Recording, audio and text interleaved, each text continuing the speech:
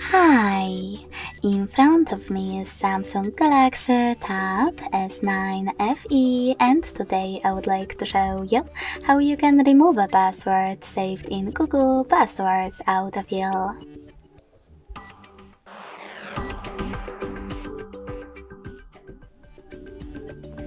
Begin by going into Devices Settings and scrolling down to access Google section. Then tap on Autofill, Autofill with Google, and Google Password Manager. Now just tap on one of your passwords that you wish to get rid of and enter your current login method. Following that, select Delete next to Edit and confirm your choice in the pop-up. So when I do that, as you can see, my password was successfully removed.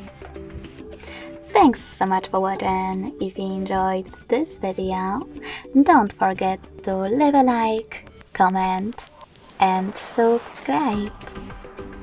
Bye!